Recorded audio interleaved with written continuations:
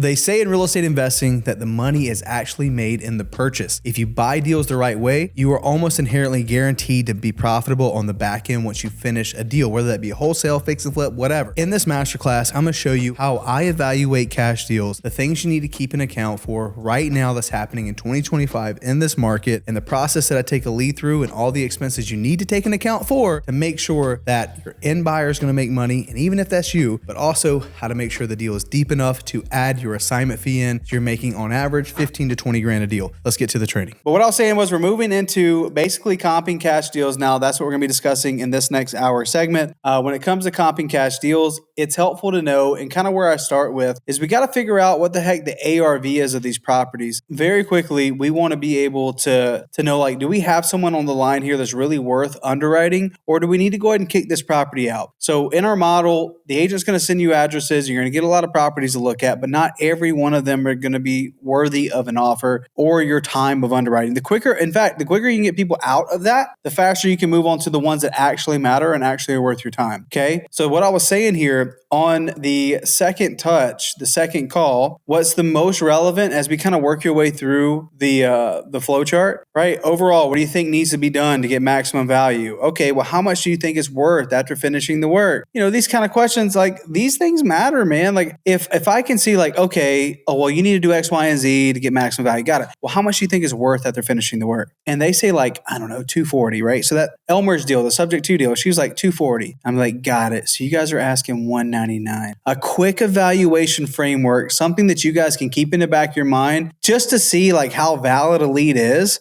I like to mentally think my offer is going to be half of whatever they tell me that the house is worth, but I can go up or down depending on condition. So if someone says, yeah, this house is worth 300, immediately I'm thinking, okay, 150 is a good starting point, and I can go up a little bit depending on the amount of work. But I'll tell you, most flippers right now won't even look at a deal unless it has a well over $100,000 spread between sale price, ARV, and purchase price. So that's the reason why I'm always thinking about half of what ARV is a good starting place, up or down depending on condition of the property. Okay. So that's why I like to ask these questions, because in my mind, if I can go ahead and kick this out and be like, oh, they're asking it's worth 240, she says. And look, most of the time the agent's wrong. Most of the time, the way this works is, they're saying the property's worth 240 and it's actually like 220. Or sometimes you'd be surprised. They say the worth's 240. I'm looking at the comps like, okay, this is like actually 270. I think it's ARV on this one's more than what they're saying. But regardless, it gives you a good mental framework thinking like, okay, well, how much work do I need to do to get this thing down to a price where I think I can do it? So if they're asking too much money, you can go ahead and kick it out, and you can go ahead and mention to them, like, pull away, say, look, I don't know if this is going to be a good opportunity. I'm probably not going to be your highest bidder. So when I talked to that agent earlier, Andrea, I think she's French or something.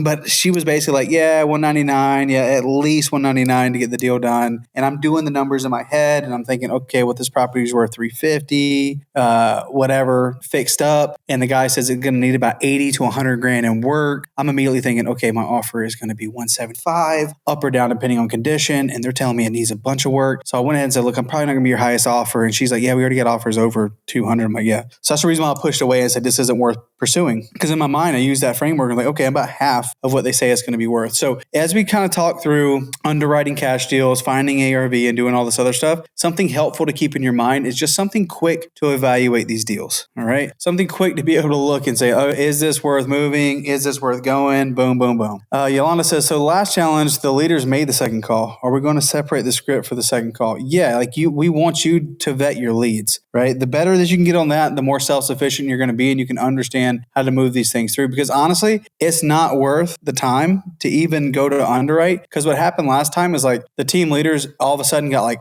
just hundreds and hundreds and hundreds of properties sent their way. It's like, we don't know if this is a good lead or not, right? And then we're having to make the phone call. And then there's like 3 days between the time you get the lead and the time your leader gets to make a phone call. And then we lost the deal, or they're no longer interested, or they do still have it. And that means it's probably not a good deal. You know what I'm saying? So like we can move, we don't want to add time into the pipeline. So in this challenge, I want you guys definitely making that second phone call and getting comfortable getting on the phone with the agent and getting a lay of the land and asking those questions. And I know you already do it, but just everybody involved, like the more information you get, it we can better determine, does this make sense to continue to pursue, or do we need to kick it out? Okay. Does that make sense, everybody? Okay. So with that, let's go down the flow chart of finding ARV. So first and foremost, like probably the most important part of like deal evaluating isn't finding your maximum allowable offer. It's not finding the cash price, like where you need to be on your offer, right? The most you can come in with, including, that has your assignment fee accounted for. It's actually finding the high watermark. It's actually finding the ARV.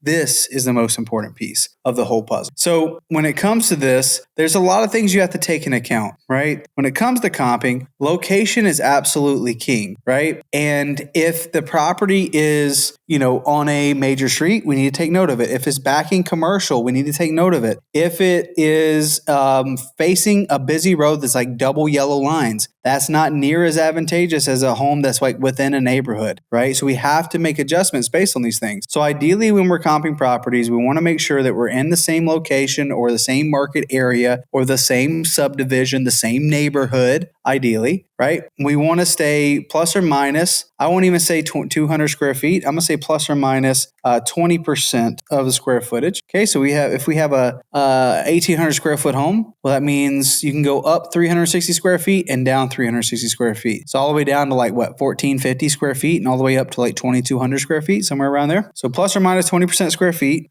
just like that's like a similar kind of home, right? It's not too far off. If you like this video, then you are going to love our school community. School.com/no fluff real estate. You're going to find the recordings from our live trainings. You're going to have opportunities to join in on the live trainings themselves and literally everything you can imagine to get support on, from negotiations, underwriting, all the different topics that we don't even post on the YouTube channel are inside of the school community. But the best part is the community. Be surrounded by other investors that are doing exactly what you're doing, learning this information, but more importantly, taking massive action on it. Let's get back to the training. And then you like when Jordan was talking about like, hey, looking for a home that's like 3,000 square feet. Well, the one that we looked at was like 2,500. It's like, okay, that's still plus or minus 20%. So it's a similar house. We want to stay within 2,500 square feet of lot size. Honestly, I don't really even care about this nowadays. So when I made this sheet here, probably like 4 years ago, but the market has changed. Things have changed, but a lot of these things definitely still stay the same. So I would probably say stay within 5,000 square foot of lot size. We can make adjustments, right? So if one lot size is bigger than the other, we normally make $1 per square foot on the lot size. So if one lot is like 5,000 square feet bigger, then we probably make a $5,000 adjustment on the price. Does that make sense, you guys? So we want to stay within 5,000 square feet of lot size, and ideally must be within 10 years of construction. With this, I have been more flexible recently, and I say probably somewhere in the neighborhood of about 15 years construction,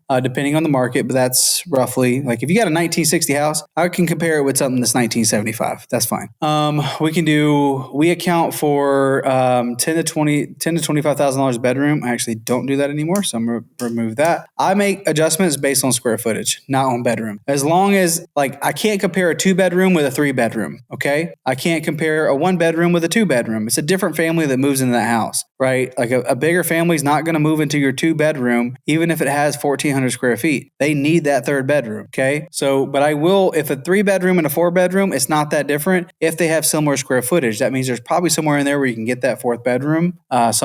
I can compare those two together. But a person buying a 2-bedroom house versus a person buying a 3-bedroom house, different. Same thing with bathrooms. I can't compare a 1-bathroom home with a 2-bathroom home because the person who can move into a 3-bed 1-bath is different than the person who moves into a 3-bed 2-bath. You guys see what I'm saying? Like I just wouldn't make that adjustment. No, Jacob, we're not calling agents right now. I know that's probably a joke, but I can't tell based on the comment if you're serious or not. We're just comping. It's 10 o'clock West Coast time, 1 a.m. East Coast time. Okay, so you guys see, we have a little cheat sheet here, and I'll share this cheat sheet with you guys after we're done. Okay, we want same stories only. We wouldn't compare a 2-story home with a 1-story home. We want best comps or closest and most recent sold. Always comp conservatively. I want you to pretend that you're your money you're spending. Don't cross major roads. Don't leave subdivision. This is actually not 10 to 15,000. It's actually probably closer to 20K for a pool, unless you're in Florida or you're in Texas, where pools in Florida are worth more, especially if they have the screens around them. And pools in Texas are not that common. So if you have one, you got to make sure you try to find one with a pool. So depending on your market, this would be relevant, so just ask me. Under 300K ARV, nowadays we do whatever your median price point is for your area. So this was made specifically for Phoenix way back when we started doing this. But I'll do ARV minus 10K if it's siding traffic or commercial, minus 10K if it's backing traffic or commercial, minus 10 to 20K if it's fronting traffic or commercial, okay? And I wouldn't even be surprised if it's fronting traffic or commercial, like you're probably looking at closer to 15, 25K, okay? Basement guest houses and lot size, appraisers will only give half of the value for your guest house, okay? Same applies for basements. So if we have a 1,500 square foot home and a 900 square foot basement, so combined is 2,400 square feet, I would only give, like if it's, hey, price per square foot is X amount of money, I would only give half of that value. If hey, price per square foot is $20 a square foot. Well, for the basement, it's only $10 a square foot. It's only worth half of that. Anything under, main floor is only worth half for the square footage. All right. So little stuff like this, guys, that's what I'm saying. If we can find ARV, then everything else kind of takes care of itself. But where everybody gets the discrepancy is on the ARV. Garages are worth 10K for a garage. That still exists for each garage bay. So if it's a 2-car garage, it's 20K. If it's a 2-car carport, that's 10K. Okay. When comping value add additions, properties, add no more than 1K for added square footage value add. So honestly, don't even worry about that right now. If I can't find a comp for 3 months inside of my subdivision, get help. So you can tell we maybe made this for a virtual assistant. So ideally you find something in your subdivision or in your market area. Some of these places, guys, especially on the East Coast and some markets, like subdivisions don't exist. So you may just have to do like, hey, let's go out a half mile and find everything in this area. But for the most part, a lot of the metro markets you guys are going to be comping, you should be able to stay in the subdivision. You'll see when I do it on Zillow, I'm like looking in that block where the houses are at. Okay. We go back in increments of 3 months, 6 months, 9 months, 12 months, etc. For example, 300K ARV times 3.5% equals 10.5K added to the value of the property. That's basically some of the number stuff. So I'm going to delete that. It's kind of confusing. Go out and space half a mile each time you have to. So don't, like, if I needed to go out because I couldn't find any comps in my market area, I'll expand out about a half mile at a time, not like 1 mile, 2 miles, 3 miles, right? Comps from sold properties. A solid comp is a sold comp in the same subdivision in the same build, similar build. Okay. So we don't comp based on active properties. Active properties give me a good indication of what it could be worth to see what's on the market, but I'm only comping ARV based on something that is sold. Okay. I can't say a house is worth 280 if I see a fixed up house on the market for 280 and it hasn't sold yet. Does that make sense, everybody? Everybody follow me here? What up, Max? What's up, brother, man? We're rocking and rolling, dude. Josh says, what do you do if you can't find the same story or bathroom? Well, we can make some adjustments and I'll kind of give you guys some ideas. But ideally, like if I have a 1-bathroom house, I need to add a second bath. Like if the only thing I can find is 2 bathrooms, then I have to be able to add that second bathroom or I can't use those 2-bathroom comps. If I have a 2-bathroom home and I'm comping like, hey, I got a 3-2, 2,000 square feet, and there's another home right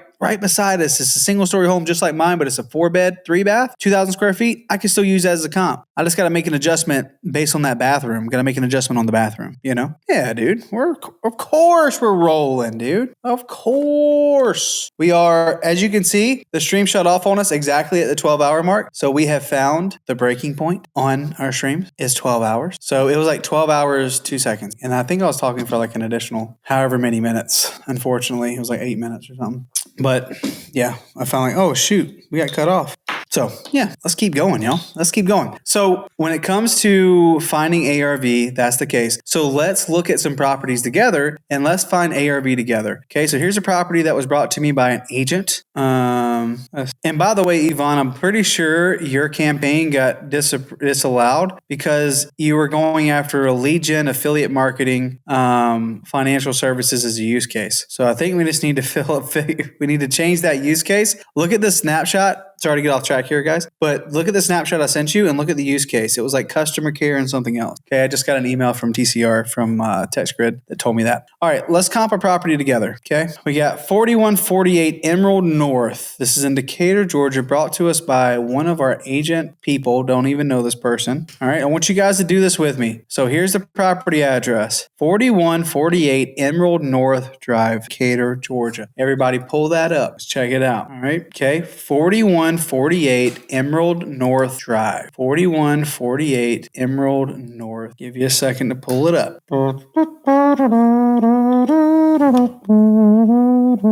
All right. Cool. Hey, Crusaders roll to a 12-8 victory tonight. Let's go. Hey, that's a big win for the boys. Congratulations, man. Congratulations. Where'd you guys get dinner afterwards? Y'all get food after? Or did everybody go home? Dude, that's big time right there. Big time for the Crusaders. That's big time. Come on. Love it. Okay, so now we have the property pulled up. Let's look at the characteristics. I don't know if I have photos. I'll give you the photos if I do. I do have those. Okay, let's look at the photos together. Okay. Who is Wilker Henry? Let me see if I can send them mail. Hold on. Before I do this, guys, give me 1 second. What the heck? All right. Didn't let me show it. Okay, so let's look at the photos. All right. Here's the interior of our property. All right. We got a window unit here. Where's the vents? Is there any central air? I don't see any central air up here. Maybe the vents are in the floor. Okay, I see a fan in there. Again, no central air on the floor. And I don't see any in the ceiling. Do you guys see anything for central air? All right. So we definitely need a full remodel. Here's the garage. Here's the bathroom. A little scary. Ooh, super creepy, man. Look at that. Look at that chair in the corner over here. And the wheelchair. Yikes. Okay. You got the Atlanta Falcons rug right there. Football field. Gotta have it. Gotta have it.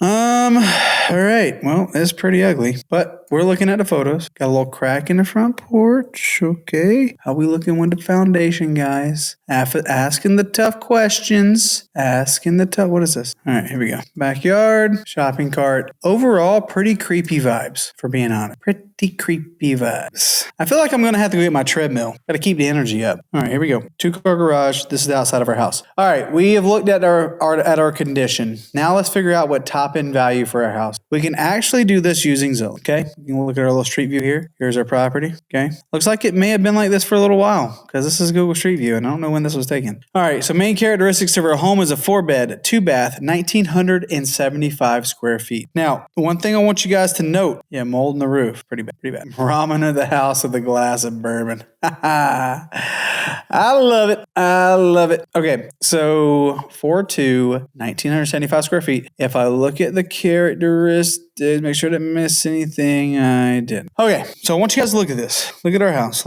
What is unique about our house, you guys? What do y'all think? What is unique about our house other than whatever's happening up here? What is unique about our house? What do you see? What kind of style of house is this? Is this like, what kind of house do we have? All right. Split level. Exactly. Where can I see the first 12 hours of the stream, Carlos? Good question. I don't think it'll be available until after I finish up this next 12 hours because it stopped right at the 12 hour. Very unfortunate. Okay. On yours, it says 2.5. I don't know what that is. But it is a split level, so it's important. So if we're going to comp a split level, we got to find a split level to comp it with. Okay. So let's go. Our property here, 4.2, 1,975 square feet. I mean, and based on the photos, it might be a 2.5 bath. That's a good catch. Let's see if it's got that half bath in there. Count our bathroom. Okay, so that looks like a half bath, right? That is not like a full bath. Okay, we do have central air. Thank God. That's a full bath. This is a master bath. So we do have 2.5 baths. It's weird that my Zillow wouldn't have it, but yours does. All right, but anyways, 2.5, 1,975 square feet. All right, so we got to compare this with a renovated split level home indicator. So what I like to do is I like to go down, and normally this little map is super helpful. It tells me number 1 and number 2. These are the closest ones. Number 3 and number 4, I get to see closest ones too. Now, again, looky look. 4, 2.5, 1,975 square feet. I look at the front of our house. I see this little front porch, and I see single car garage, 2-car garage total, right? And then you got the rooms above the garage. Well, let's go down and let's look at 4, 2.5, 2,000 square feet. Oh, 4.3. Rooms over the garage, 1,900 square feet. 4.3. This might be the same exact house. Ours had the front porch. This one doesn't have it, but somebody went in here and renovated basically everything. Ooh, and this is an active comp, okay? Okay, so the driveway looks terrible, but the interior of the house, virtually staged. Okay, here's our split level. Nice. Down the split level should be a half bathroom down the stairs, not unless they added a little tub or something with it. Looks nice. Okay, so there's your half bath. All right. Here's your full bath, that additional bath we saw. And then here's your master bath. One big square mirror with the tub. Okay. Here's their back porch that is literally stood up by some 2x4s and some sheet metal that was painted black. All right. That is a really good comp. It's not sold yet, but it is pending. Let's look at listing history. Is on market for 56 days, 9 saves. I wonder why. Don't know if it's the nicest thing I've seen. So somebody bought theirs for $160, listed it for $325,900, and it sold. It went pending sale a month later at 325,900. So I guarantee they probably accepted like 310, 315, something like that. But it's been pending under contract since March 6th. So I'm assuming they're getting ready to close sometime soon. So if I was really trying to figure out ARV like right now, this is literally our model match. Look, 4-3, 1,948 square feet. All right. With the half bath, 4-3, 1,975 square feet. It's the same house. Okay. If we go look at it's always nice to have an exact model match like that. Let's go look at the back porch to see if it's like in the ground. It's not. Okay, cool. We do have a nicer front porch, but still, that's a good indication. They probably sold theirs for 310, 315, maybe, who knows, maybe 325. It was just on market for a month, so I don't see that happen. So if I want to get some more comps and get to the nitty gritty, okay, if that one didn't exist and we really want to base it off of sold comps, which is what we really want to do, then let me zoom out a little bit.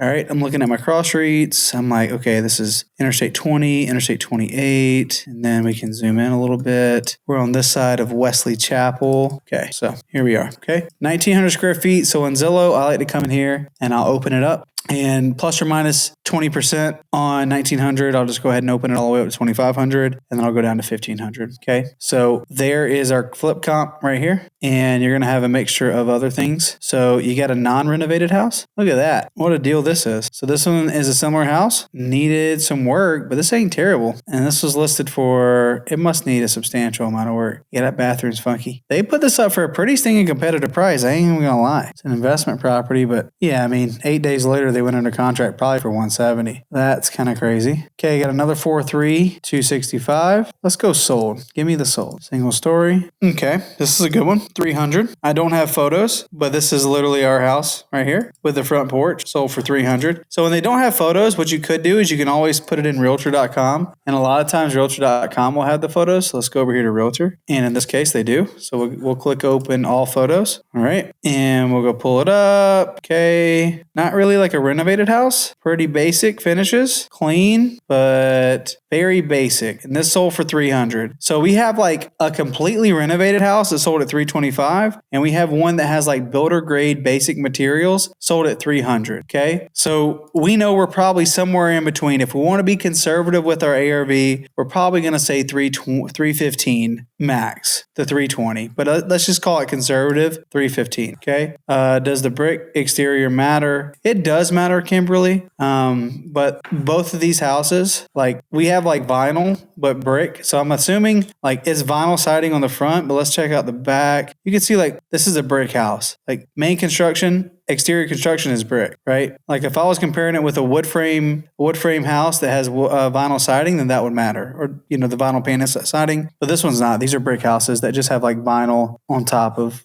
as some of the siding. But this is mostly a brick house. Same thing for the other property we were looking at. This one, let's go back here. Let's back out. Let's go active, right? Where are we at? Where'd our comp go? Like all of a sudden, is it not available? It was literally right here. What happened? Honestly, because it's pending right here. So our 326, yeah, this is brick with the wood panel up here, wood panels. And our subject property, that wood siding, and our subject property has the same. It's brick with that wood panel siding right there. So I would compare those two together. Well, there we go. What do you want to check, Carlos? Yeah, I don't know. It says with the same link though. That's the reason why there. Hey, we are officially under, what is it? 10 hours left? Under 10 hours left. There is two that sold for 240. I had ARV around that because of it. Yeah, just looking for renovated comps. Because if you look at non-renovated, then yeah, you could justify a much lower price. But you got to look at the renovated one, right? I'm looking for this. Looking for something that's been really done up. Because if I look at some others, there's a lot in here in the 200s, like this one right here. Let's see what's up. Yeah, here's a split level. Sold at this at 240. Builder grade materials. Kind of a funky floor plan. They converted one of the garages.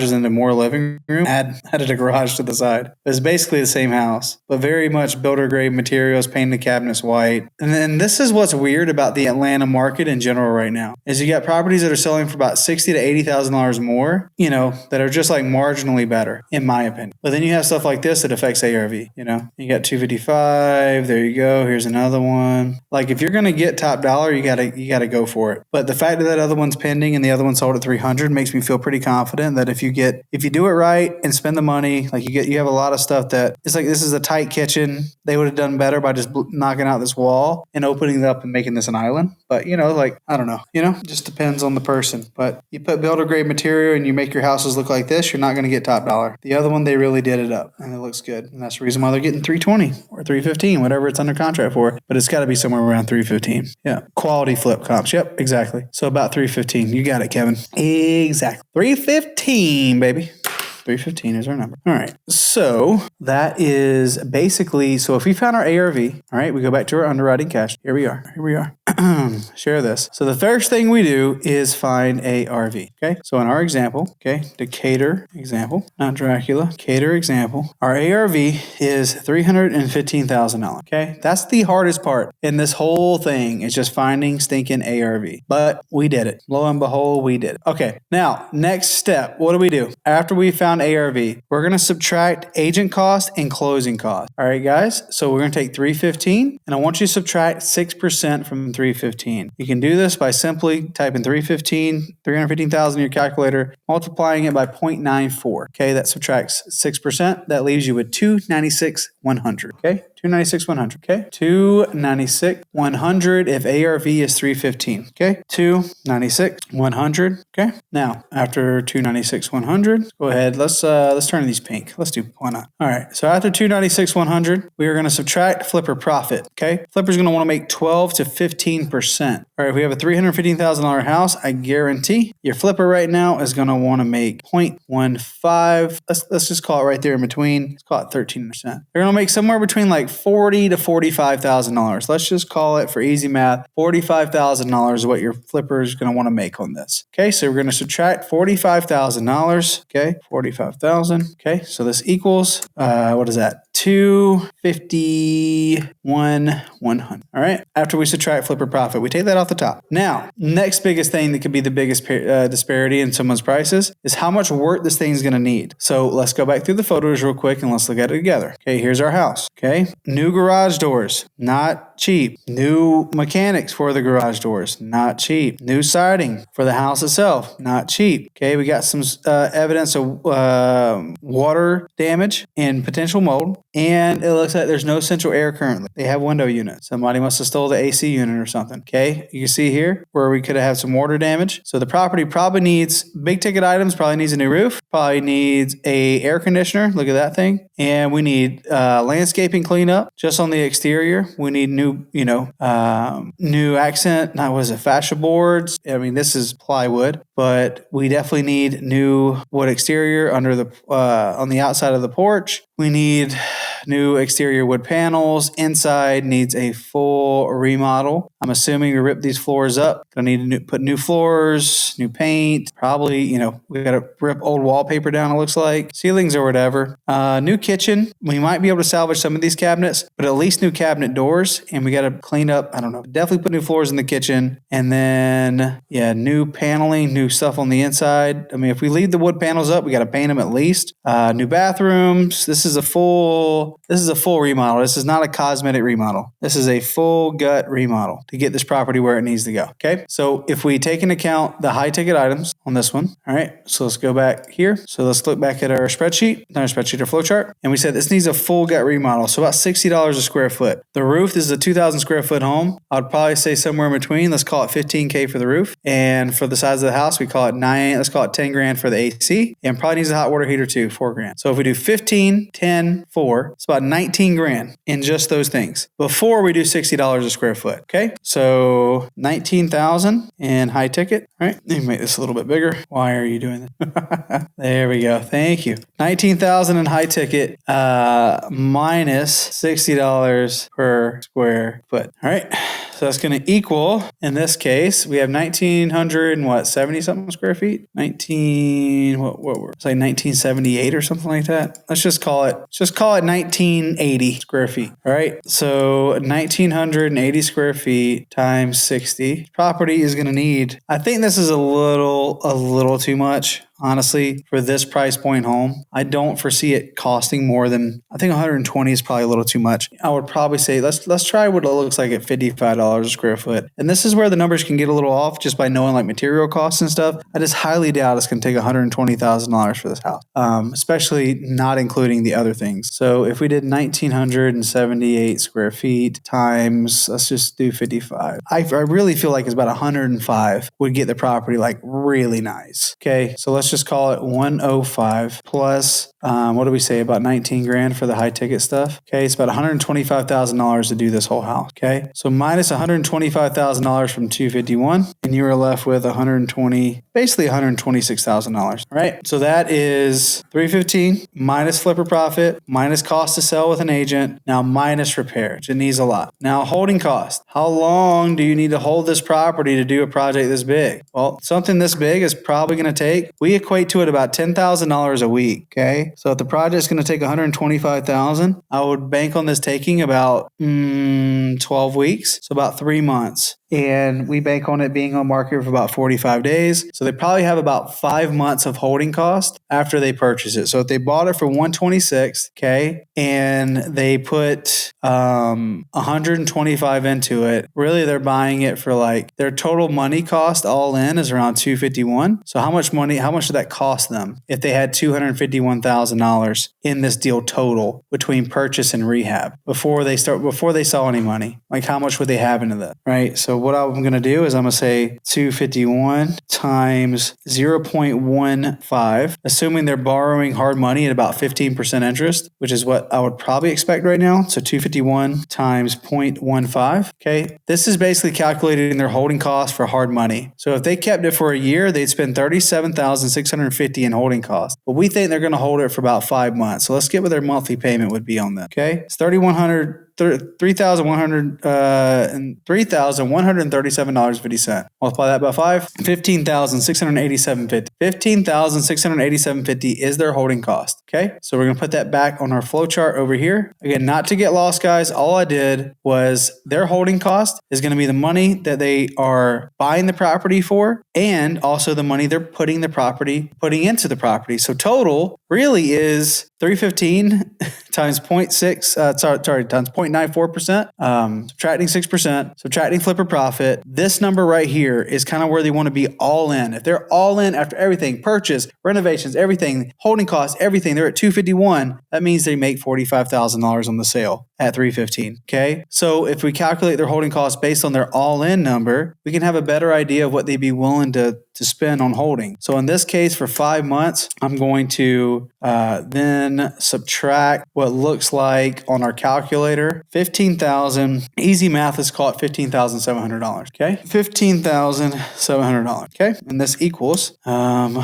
you're going to subtract $15,700 from this number, 126,100. Because again, we're taking into account saying, hey, they're going to have to spend $125,000 in rehab. They're going to have to hold on to this property for 5 months, and they're going to spend $15,700. Okay, so 126 minus 15,700 is what? 111, 110, 400. Okay, so they're at 110, 400. So just for easy math, you guys, let's just call it 110. So if they knew that they had to put $125,000 into a home that resells at 315, they're going to need to buy it for 110 from you. Okay, this is what your flipper would pay for this property, 110. Now that's kind of crazy, right? We said the ARV is 315. Well, it needs $125,000 in work. They want to make $45,000 on the flip, and they're going to have to put about $15,700 in holding costs to do this project. So where your flipper could maybe make a little bit more money is saving some on the renovations. But for the most part, people think like, oh, these flippers are greedy. There's $200,000 here, the difference between the two. It's like, yeah, but they still, after doing all that, they're going to make 45 grand after risking it for the biscuit. You guys see like why you have to get these deals so deep, especially ones that need this much work. And that's not even our assignment fee. So our contract with the agent, we're going to have to go in there and offer like $95,000 to $100,000 to be able to sell it to somebody for about $110,000, maybe $115,000. right? So at this point, we're going to subtract 10K to 15K equals maximum allowable offer is $95,000 to $100,000. Does that make sense? We subtracted 15,700 from 126,100, left us with roughly about 110. Now we're going to subtract out $10,000 to $15,000, leaves us with $95,000 to $100,000 on the off, right? So we have to create this kind of margin on our cash deals. Oh shoot, my bad. I did the roof AC. It should have been 29K, not 19K.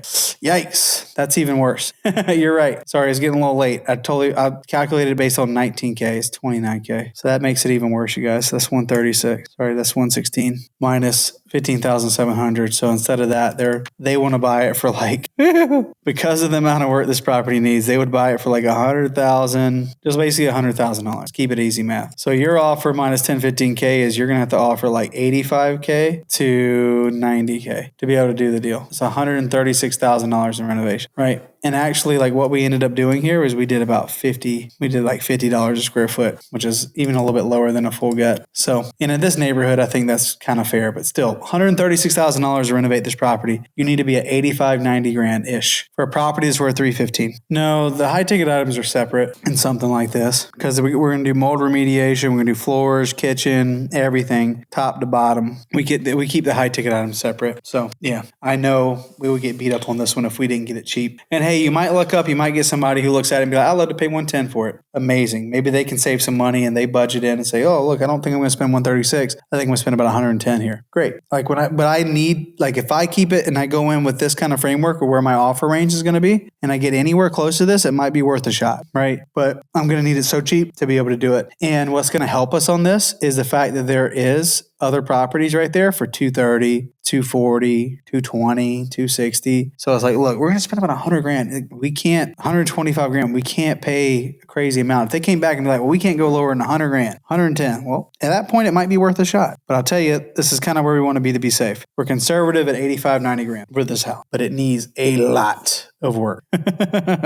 So underwriting cash deals, keep it easy, you guys. I'm going to share this with you. You want to stay in the subdivision. So when we pulled our comps, you saw me, I was using Zillow and I was like, I want to use everything that's in here and are in this subdivision because they probably have similar amenities. They probably, if there's an HOA, they normally pay the same one. And what that allows us to do is find a lot of similar houses that were split levels and had similar amenities and all the other stuff. Right? There's a lot of model matches. In fact, oh my goodness, look at this one. This one's 138, 137. Look at that. Oh my gosh. This is literally our model match house. It was listed for 137 and it was listed for sale in March and probably went pending under contract same day. But this one doesn't look like it needs as much work as our property does. And it was listed for 137. Lots of saves. So we see what people are willing to pay. This is literally our same house. It's got a front porch and everything. But again, they're probably willing to pay that because this one looks like it needs a new roof. But look at all the rest of the stuff. It does not look near as bad from the outside as our property. So you can see where we would need to be. Hey, 90 grand. There's this other one that's sell for 137, but it's in better condition. How better condition? I don't know. And has strong bones, making it the perfect fix and flip and rental investment. Boom. There we go. There we go. So again, going back to our flow chart here for your example, how we run our numbers is I like to find ARV first. It's the most important part of all this. Subtract out agent costs and closing costs. Subtract out flipper profit, right? Profit first, take profit off the top. And then you subtract out your repairs, which can be, hit or miss. The better you can understand the cost of items inside of a house, the better you can understand how much, renovate. Like this is where you want to talk to your buyers and get a good feel of like how much they're seeing as far as renovation costs are concerned. So that way you're not out of touch because this could either make a deal or break a deal is on the what it actually costs to rehab the property. If you guys need help with this, let me know. Your team leaders can help with this as well. Subtracting holding costs, right? So we say, hey, for the amount of project, if it's a $50,000 flip, it means it's going to take about 5 weeks. If it's a $100,000 flip, it's going to take about 10 weeks. Okay. And then I like to take basically the purchase price minus agent costs and commissions and closing costs minus flipper profit. I like to take that number and calculate my holding cost based on a 15% interest loan. The to cover the purchase price and the renovations. I like to say, hey, okay, what are they paying monthly for it? In this case, they were paying like $3,000 and some change. We multiplied it by what it would be about 5 months total to do the whole thing, and that left them